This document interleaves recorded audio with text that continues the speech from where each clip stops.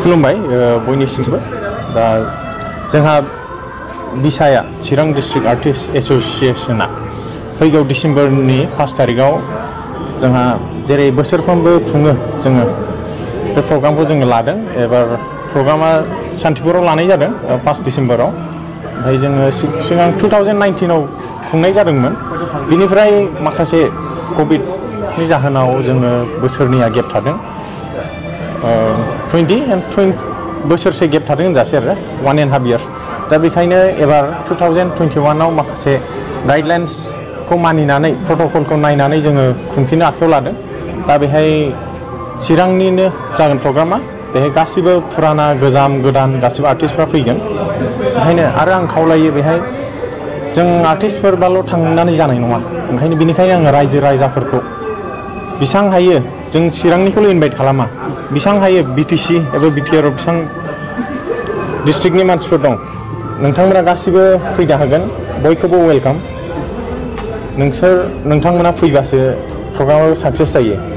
आरो सापर्टआ पाब्लिक नङाबा जों बायदि आर्टिस्टफ्रा जेबो भेलु गैया होनजायो। बेनिखायनो जोंनि प्रग्रामखौ साक्सेस खालामनो थाखाय आङो रायजो राजाफोरखौ गाजा गोमजायै फैनानै हेफाजाब होफैनो आङो खावलायदों। दा बेजों लोगोसे जोंहा गेदेर गेदेर आलासिफोरबो फैगोन।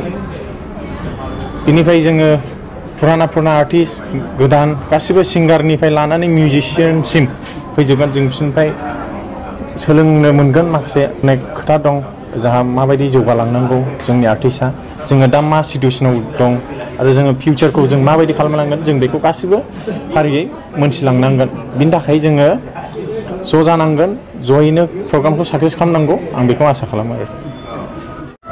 खुलुमबाय बयनिसिमबो दा जोंहा बिसाया चिरां डिस्ट्रिक्ट आर्टिस्ट एसोसिएशना फैगौ डिसेम्बरनि 5 तारिखाव जोंहा जेरै बोसोरफ्रोमबो खुङो जोङो बे प्रग्रामखौ जोङो लादों। एबार प्रग्रामा सान्तिपुराव लानाय जादों 5 डिसेम्बराव। ओमफ्राय जोङो सिगां 2019आव खुंनाय जादोंमोन। बिनिफ्राय माखासे कभिडनि जाहोनाव जोङो बोसोरनैया गेप थादों। 20 बोसोरसे गेप थादों होनजासै आरो 1.5 years।